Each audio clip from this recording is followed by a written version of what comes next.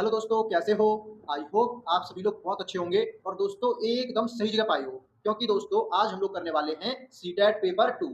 और दोस्तों CTET paper 2 में हम लोग क्या करेंगे? तो दोस्तों आज हम लोग करेंगे सीडीपी। क्या करने वाले हैं दोस्तों? सीडीपी आज हम लोग करने वाले हैं। और दोस्तों ये जो सीडीपी है, ये पेपर 1 और पेपर 2 दोनों में क्या है? कॉमन है। मतलब कि जो सिलेबस सीटेट पेपर 1 का है और जो सिलेबस सीटेट पेपर 2 का है सीडीपी का, वो दोनों क्या है? सिमिलर है। तो जो स्टूडेंट सीटेट पेपर 1 की तैयारी कर रहे हैं उनके लिए भी इंपॉर्टेंट है, और जो सीटेट पेपर 2 की तैयारी कर रहे हैं उनके लिए भी दोस्तों ये क्लास इंपॉर्टेंट है। तो आप सभी लोग क्या कर सकते हो? इस क्लास को एंड तक देख सकते हो और दोस्तों पहचान सकते हो कि किस टाइप के क्वेश्चंस एग्जाम में पूछे जाते हैं और आपको कैसे इनको सॉल्व करना है। ठीक है, तो दोस्तों बिना टाइम वेस्ट किए हुए मैं क्लास को स्टार्ट करता हूं। तो दोस्तों ये रहा क्वेश्चन नंबर फर्स्ट हमारी आज की क्लास का।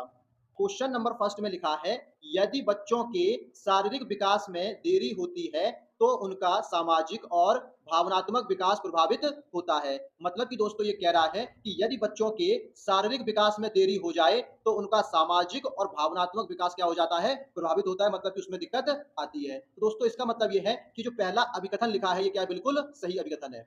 अगर बच्चों के शारीरिक विकास में देरी हो जाए तो उनका सामाजिक और मानसिक और भावनात्मक चीजें क्या होती हैं? प्रभावित हो जाती हैं। तो पहला अभिकथन क्या है? बिल्कुल सही है। अब सेकंड पढ़ते हैं। कारण में क्या लिखा है? कारण में लिखा है, बच्चों के विकास में विकासात्मक निरंतरता है। कह रहा है कि जो बच्चों का जो विकास होता है ना, वो कैसा होता है? कंटिन्यूअस होता है। कैसा होता है? कंटिन्यूअस होता है। तो ये बात भी क्या है? सही है। और दोस्तों अभिकथन और कारण में दोनों में दोस्तों विकास की बात की हुई है। इसका मतलब ये है कि ये जो कारण है वो किससे रिलेटेड है? अभिकथन से ही संबंधित है। और यहाँ पे दोनों सही है। तो हमारा जो आंसर बनेगा वो क्या बनेगा? ऑप्शन नंबर फर्स्ट बनेगा। ए और आर दोनों सही हैं। ए आर की व्याख्या करता है। तो ऑप्शन नंबर फर्स्ट क्या हो गया? सही आंसर हो गया इस क्वेश्चन का। ठीक है, आई होप आपको समझ में आ रहा होगा। अगर दोस्तों समझ में आ रहा है तो आप लोग क्या करोगे? इस चैनल को सब्सक्राइब जरूर करोगे। इससे क्या होगा? इससे दोस्तों जो भी नई क्लास आएगी उस क्लास की अपडेट आपको आसानी से मिल जाएगी। ठीक है, तो आप लोग इसे सब्सक्राइब जरूर करेंगे। चलिए इस क्वेश्चन का आंसर बताओ क्या बनेगा? क्या लिखा है इसमें? इसमें लिखा है, एक सेकंड, इसमें लिखा है जीन प्याजे के अनुसार संज्ञानात्मक विकास। मतलब कि दोस्तों ये कह रहा है कि जीन प्याजे के अकॉर्डिंग बताओ कि इनमें से कौन सा सही है। और जीन प्याजे की थ्योरी कौन सी है? संज्ञानात्मक विकास, मतलब कि दिमाग, संज्ञानात्मक मतलब कॉग्निटिव डेवलपमेंट, मतलब कि बुद्धि का विकास। अब ऑप्शन पढ़ते हैं हम लोग। फर्स्ट ऑप्शन में लिखा है, जानकारी के मौजूदा भंडार में नए तथ्यों और विचारों का सरल जोड़। अब दोस्तों यहाँ पे एक वर्ड लिखा है सरल जोड़। क्या लिखा है? सरल जोड़। इसकी वजह से क्या हो जाएगा? ये गलत हो जाएगा। अब कैसे गलत हो जाएगा समझो। आपके पास पहले से ही कोई नई इन्फॉर्मेशन है मान लो, ठीक है। अब इस इन्फॉर्मेशन में आप कोई चीज नई जोड़ोगे, तो जब कोई चीज नई जोड़ोगे तो वो प्रोसेस आसान होगा या फिर कठिन होगा? तो थोड़ा सा कठिन होगा। मतलब कि आपके पास कोई चीज है, उसमें कोई चीज नई चीज जोड़ोगे तो क्या चीज हो जाएगी? थोड़ी सी कठिन होती है। लेकिन यहाँ पे क्या लिखा है? सरल लिखा है। क्या लिखा है? सरल। जिससे क्या हो जाएगा? ये गलत हो जाएगा। ठीक है, चलिए सेकंड ऑप्शन देखो क्या लिखा है। सेकंड ऑप्शन में लिखा है, भाषा क्षमताओं के विकास पर निर्भर है। कह रहा है कि जो लैंग्वेज है ना, भाषा जो है, वो डिसाइड करेगी आपका विकास। ऐसा नहीं होता। ये भी क्या हो जाएगा? गलत हो जाएगा। ऐसे समझो, मान लो दो बच्चे हैं, एक ए नाम का बच्चा है और एक बी नाम का स्टूडेंट है, ठीक है। अब ए को इंग्लिश आती है लेकिन बी को इंग्लिश नहीं आती है। तो अब इसका मतलब ये नहीं है कि ए ज्यादा इंटेलिजेंट हो गया और बी कम इंटेलिजेंट हो गया। हो सकता है बी को गणित अच्छा आता हो, साइंस आती हो, है ना। तो इसके बेसिस पे हम ये नहीं कह सकते कि भाषा विकास को निर्भर करती है, भाषा विकास पर निर्भर है। मतलब कि मोटा मोटी है कि क्या हो जाएगा? गलत हो जाएगा। ठीक है, चलिए थर्ड ऑप्शन देखो क्या लिखा है।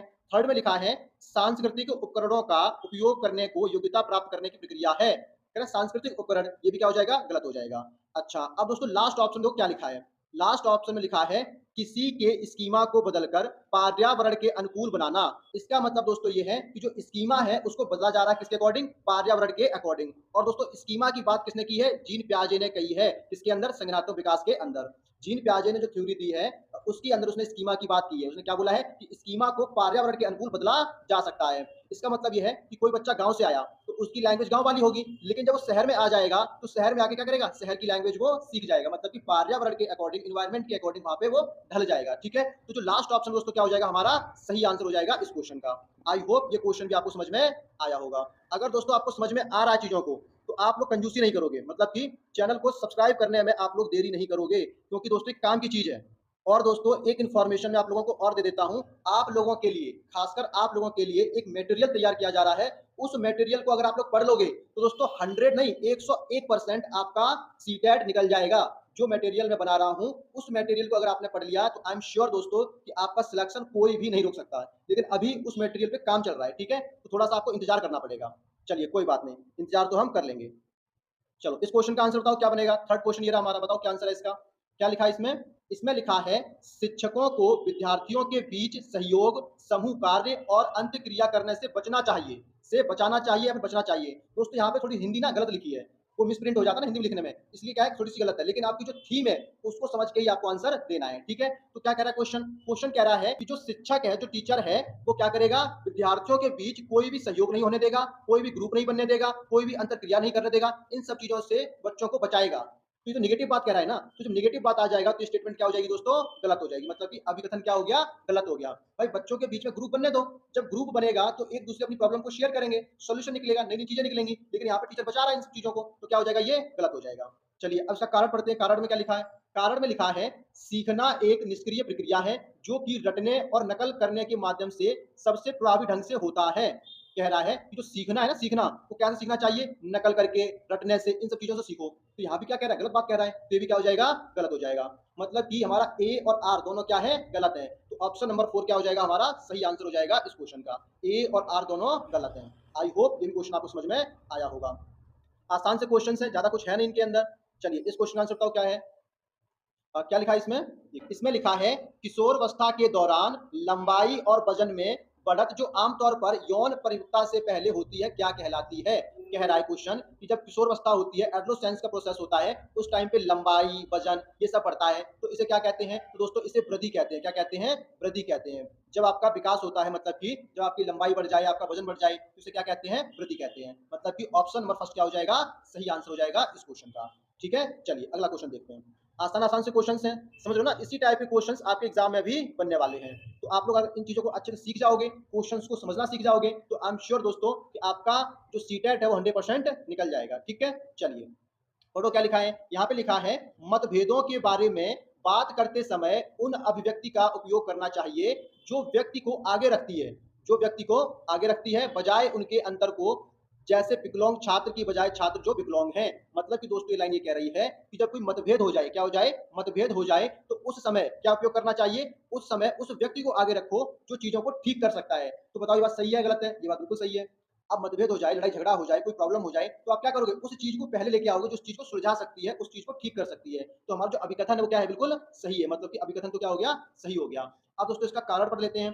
कारण में क्या लिखा है? कारण में लिखा है विभिन्न आवश्यकताओं वाले शिक्षार्थियों के बारे में बात करते समय हम जिस भाषा का उपयोग करते हैं वह वह परिप्रेक्ष्य और दृष्टिकोण को दर्शाती है। मतलब कि दोस्तों ये कह रहा है कि जब किसी आवश्यकता के लिए शिक्षार्थियों के बारे में बात की जाती है, तो उस समय भाषा का उपयोग किया जाता है। सिंपल सी बात है, जब आप कोई चीज़ सॉल्व करोगे तो क्या करोगे? बात करोगे।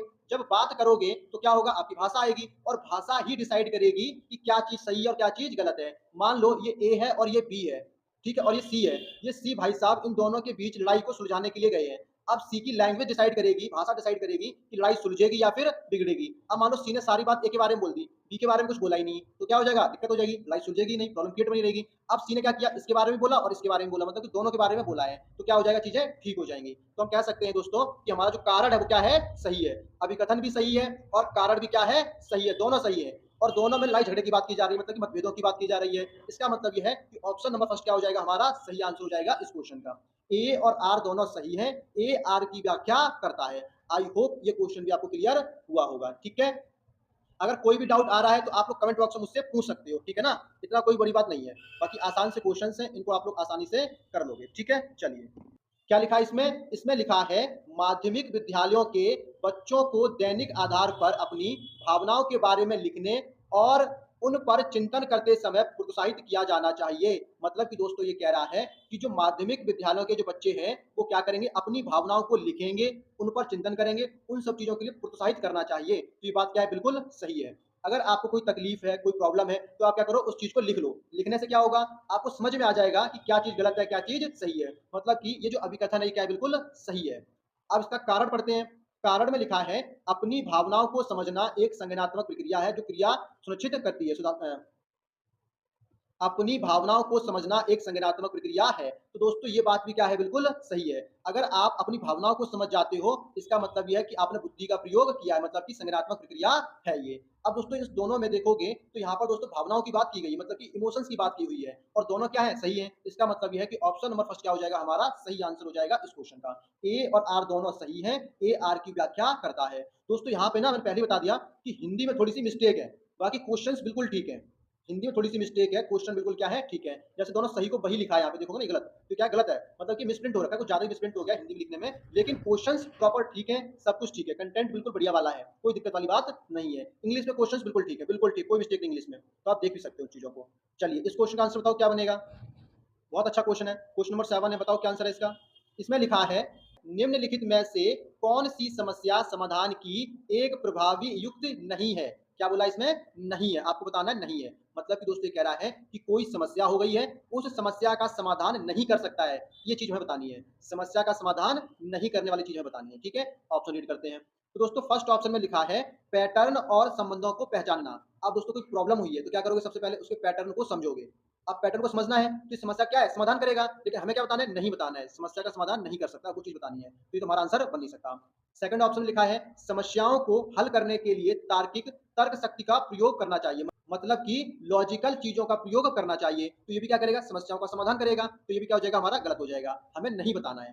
थर्ड ऑप्शन में लिखा है, जानकारी को अनदेखा करना, कह रहा है कि जो इंपोर्टेंट इन्फॉर्मेशन है ना, उसको अनदेखा कर दो। अगर आप इंपोर्टेंट इन्फॉर्मेशन को इग्नोर कर दोगे तो क्या होगा, क्या आपकी समस्या का समाधान होगा? आंसर इज नहीं, और हमें नहीं ही बताना था। इसका मतलब यह है कि ऑप्शन नंबर थर्ड क्या हो जाएगा, हमारा सही आंसर हो जाएगा इस क्वेश्चन का, option number third. I hope ये भी आपको समझ में आया होगा। चलिए अगला क्वेश्चन देखते हैं।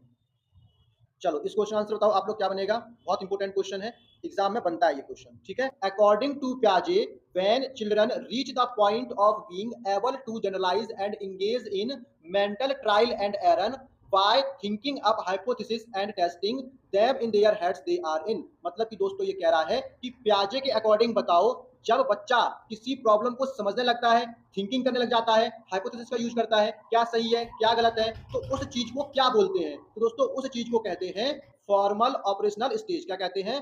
फॉर्मल ऑपरेशनल स्टेज, मतलब कि ऑप्शन नंबर 4 क्या हो जाएगा, सही आंसर हो जाएगा इस क्वेश्चन का। प्याजे कहते हैं, जो प्याजे चाचा हैं, वो चाचा जी कहते हैं कि जब बच्चा थिंकिंग करने लग जाता है, क्या सही है क्या गलत है, इन सब चीजों में आ जाता है, तो उस चीज को क्या कहते हैं दोस्तों, उस चीज को कहते हैं फॉर्मल ऑपरेशनल स्टेज। अगर आप लोगों ने पढ़ा हो चाचा के बारे में, चाचा का मतलब है प्याजे के बारे में पढ़ा हो, तो प्याजे ने 4 स्टेज दिए, कितने स्टेज दिए थे, 4 स्टेज दिए थे। कौन कौन से थे? सेंसरी मोटर था, प्री ऑपरेशनल था, कॉन्क्रीट था और फॉर्मल था, ये 4 स्टेज थे। तो इसमें से कौन सा स्टेज है? फोर्थ स्टेज है यहाँ पे, ठीक है। चलिए नेक्स्ट क्वेश्चन, अब देखते हैं अपना अगला क्वेश्चन। अब दोस्तों इसमें क्या लिखा है, इसमें लिखा है, विद्यार्थी कुशलता पूर्वक और सार्थक तरीके से तब सीखते हैं जब विषय वस्तु को उन्हें जानकारी के असंगत टुकड़ों के रूप में प्रस्तुत किया जाता है। मतलब कि दोस्तों ये कह रहा है कि जो बच्चा है वो अच्छे तरीके से तब सीखेगा जब जो विषय वस्तु है, मतलब कि जो मटेरियल है वो कैसा हो, बिखरा हुआ हो, असंगत हो। अब भाई असंगत मटेरियल में कोई पढ़ पाएगा? कोई भी नहीं पढ़ सकता। मान लो आपको सीडीपी की तैयारी करनी है, ठीक है। अब सीडीपी के लिए आपके पास किताब ही नहीं है, तो अब आप क्या करोगे, चीजों को इकट्ठा करोगे, एक चीज वहां से लाओगे, दूसरी चीज वहां से लाओगे, है ना। तो ऐसे क्या हो जाएगा, प्रॉब्लम क्रिएट होगी। जब प्रॉब्लम क्रिएट होगी तब क्या होगा, सीखने की प्रक्रिया क्या हो जाएगी, खराब हो जाएगी। तो ये क्या हो जाएगा, हमारा गलत हो जाएगा। अच्छा सेकंड ऑप्शन पढ़ते हैं। सेकंड ऑप्शन में क्या लिखा है, इसमें लिखा है, निपुणता हासिल करने के बजाय असफलता से बचने पर सतत दिया जाता है। मतलब कि दोस्तों ये कह रहा है कि जो असफलता है उसको अवॉइड कर दो और निपुणता हासिल करने पे चले जाओ। अब एक बात बताओ दोस्तों, अगर आप फेलियर को अवॉइड कर दोगे, फेलियर को अवॉइड कर दोगे, क्या सफलता मिलेगी? नहीं। फेलियर अगर हुआ है तो आप उसे एनालाइज करो कि फेलियर क्यों हुआ है, तभी आप निपुणता हासिल कर सकते हो, अदरवाइज नहीं कर सकते हो, तो भी क्या हो जाएगा, गलत हो जाएगा। अब थर्ड ऑप्शन पढ़ते हैं। नई अवधारणा पहले सीखी गई विषय वस्तु से पूरी तरह से डिफरेंट होती है। मतलब कि दोस्तों ये कह रहा है कि जब आप कोई नई अवधारणा सीखते हो वो पहली अवधारणा से क्या होती है, अलग होती है। क्या ऐसा होता है? आंसर इज नो, ऐसा नहीं होता है। आपने पहले ना पहले कभी ना कभी कुछ चीज पढ़ी होगी, तभी आप क्या करोगे, नई चीज को सीखोगे और उससे जोड़ोगे। जैसे मान लो आपने बचपन में एबीसीडी सीखी, क्या सीखी, एबीसीडी। क्या उन एबीसीडी का यूज अभी हो रहा है? बिल्कुल हो रहा है। तो मतलब जो पहले सीख लिया है वो जो चीजें नहीं सीख रहे हैं उनको क्या कर रहे हैं, जोड़ रहे हैं, हम लोग क्या कर रहे हैं, जोड़ रहे हैं, ठीक है। तो भी क्या हो जाएगा, गलत हो जाएगा। लास्ट ऑप्शन, उनकी प्रतिक्रियाओं और व्यक्तिगत अनुभवों पर ध्यान दिया जाता है। तो दोस्तों ये बात क्या है, बिल्कुल सही है। मतलब कि आपका जो एक्सपीरियंस है उसको क्या दिया जाएगा, हमेशा वैल्यू दी जाएगी। अगर आपके पास एक्सपीरियंस है तो आप चीजों को अच्छे से कर सकते हो। मान लो आपको पता है कि कौन सा ऑप्शन सही होगा, कौन सा ऑप्शन गलत होगा। कैसे? अगर कोई चीज निगेटिव है, कोई चीज निगेटिव बोल रही है, तो इसका मतलब यह है कि वो क्या हो जाएगा, हमेशा गलत ही हो जाएगा। निगेटिव चीज क्या होती है, हमेशा गलत होती है। ऑप्शन से उसे पहले से क्या कर दोगे, आप हटा दोगे। तो ये कैसे पता चलेगा, ये आपके अनुभव से पता चलेगा। मतलब कि अनुभव जो होता है वो कुशलता पूर्वक सीखने की प्रक्रिया को आगे बढ़ाता है। क्या चीज़? अनुभव। मतलब कि ऑप्शन नंबर 4 क्या हो जाएगा हमारा सही आंसर हो जाएगा इस क्वेश्चन का। आई होप आपको ये भी समझ में आया होगा। चलिए अगला क्वेश्चन देखो क्या है? नेक्स्ट क्वेश्चन में क्या लिखा है? इसमें लिखा है लॉरेंस कोहलबर्ग के अनुसार बहुत छोटे बच्चों को नैतिक तर्क शक्ति किस नैतिकता में इर्द-गिर्द घूमती है? मतलब कि दोस्तों ये कह रहा है कि जो लॉरेंस कोहलबर्ग है, इनके अनुसार जो छोटे बच्चे होते हैं, उनमें जो नैतिक तर्क शक्ति होती है, वो कैसी होती है? तो वो कैसी होती है? अहंकार की नैतिकता होती है। कैसी होती है? अहंकार की। तो छोटे बच्चे होते हैं, उनके अंदर क्या होता है? बहुत ही ज़्यादा अहंकार होता है। मतलब कि ऑप्शन नंबर फर्स्ट क्या हो जाएगा? सही आंसर हो जाएगा इस क्वेश्चन का। आई होप ये 10 क्वेश्चन आपको समझ में आए होंगे और दोस्तों बाकी के जो 20 क्वेश्चंस हैं वो हम नेक्स्ट क्लास में करेंगे, ठीक है? अगर यहाँ तक चीज़ें समझ में आई हैं तो आप लोग क्या करोगे इस चैनल को सब्सक्राइब ज़रूर करोगे, ठीक है? टाटा, बाय-बाय, मिलते हैं दोस्तों नेक्स्ट क्लास में।